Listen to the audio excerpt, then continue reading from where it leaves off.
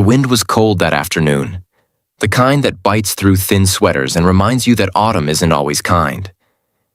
In the middle of the park, a little girl sat on a wooden bench beside her mother, clutching a threadbare blanket around her shoulders. Her cheeks were pink from the chill, and her small voice trembled as she whispered something that pierced the quiet air like a broken note. "Are we bad people, Mama?" The woman beside her looked down, eyes full of tears she tried to hide. Before she could answer, a man sitting a few benches away, holding a sandwich wrapped in brown paper, heard those words, and his world suddenly stopped moving. If you believe kindness still has the power to change lives, to heal broken hearts, and to rewrite the stories of people who've been forgotten, then please take a moment to like this video, share it with someone who believes in second chances, and subscribe to our channel. Because today's story will remind you, goodness still lives among us. Ethan Cole had come to the park simply to eat his lunch in peace. A single father, he'd been juggling 2 jobs since his wife Claire passed away 2 years ago. His life revolved around his 7-year-old son Noah, and the little moments they managed to share between school, work, and exhaustion. But as he watched the mother and daughter on the bench a few yards away, he felt something stir deep inside him. Something that reminded him of his own struggles, those nights when Noah had asked him if everything would be okay, and Ethan hadn't known what to say. The woman, maybe in her late 20s, looked tired. Her sweater had small holes near the sleeves, her hair was tied up loosely, and her face carried the quiet pain of someone trying to stay strong for far too long. The girl, no older than 6, had innocent blue eyes that still held hope, even though life hadn't given her much reason to. Ethan didn't want to intrude, but he couldn't look away either.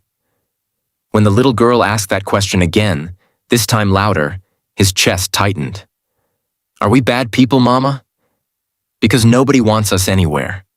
The mother's lips trembled as she pulled her daughter close. "No, sweetheart," she said softly. "We're just unlucky right now." She tried to smile, but her voice cracked at the edges. Ethan's grip on his sandwich loosened. He had heard many cries before. His own heart had wept for his wife countless nights. But something about that small, trembling voice broke him in a way he couldn't explain. He stood up and slowly walked toward them, uncertain of what he could even say. The mother looked startled when he approached, as if bracing for judgment. But Ethan's eyes carried nothing but concern. "Hi," he said gently, his voice careful. "I couldn't help overhearing. Is everything all right?" The woman hesitated, then nodded too quickly. "We're fine," she said, "just resting for a while." But her eyes betrayed her words. They were tired, scared, and wet with tears she couldn't stop. Ethan saw the worn-out backpack beside her feet, the half-eaten piece of bread in her daughter's hand, and realized that resting wasn't the truth. He sat down on the edge of the bench, keeping his distance. "I'm Ethan," he said quietly. "And that's a nice blanket you've got there," he added, smiling at the little girl. The child, shy but curious, looked at him and whispered, "It used to be my baby blanket. Mama says it's magic. It keeps me safe." Ethan nodded. "Then it's the best kind of magic." The mother's name, he learned, was Grace. She had lost her job 3 months ago when the diner she worked at shut down. Her landlord gave her 2 weeks to vacate, and with no family nearby, she'd been living in her car ever since. But last night, the car broke down completely. Now she and her daughter, Lily, had nowhere left to go.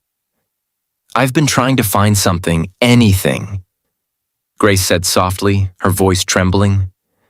"I just need one chance." Ethan felt his throat tighten. He thought of Noah, of how it could have easily been them if life had twisted another way. Without saying a word, he reached into his bag and offered them his sandwich. Grace shook her head. "We can't take that." "Yes, you can," Ethan said gently. "It's just a sandwich. I can get another one." Lily's eyes lit up when her mother finally accepted it. She took a small bite, and the way she smiled, it was as if she'd been given the world. Ethan sat silently for a while, watching them eat. The park was full of laughter from other families, but for Grace and Lily, it felt like the world had forgotten them. That evening, when Ethan went home, Noah greeted him with his usual excitement. But Ethan's heart was somewhere else.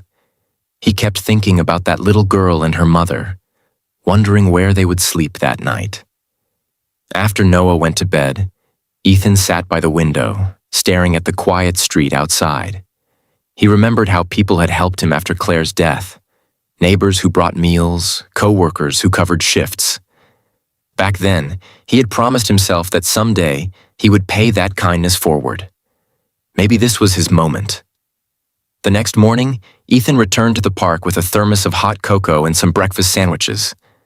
Grace and Lily were there, sitting under the same tree.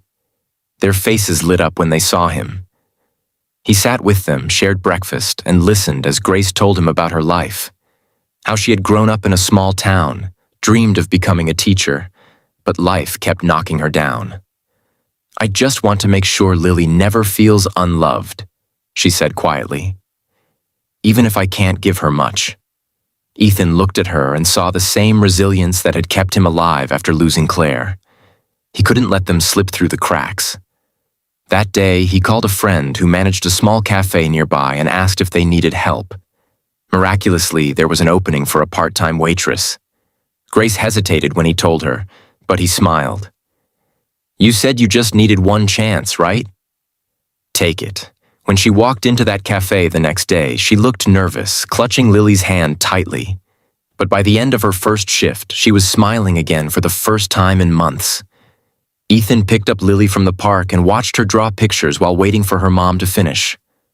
Slowly, what began as an act of kindness turned into something deeper, an unspoken connection between two broken souls trying to heal. Weeks passed, and life began to change. Grace found a small apartment with the money she earned, and Ethan helped her move in. Lily and Noah became inseparable. They played in the same park where they had first met.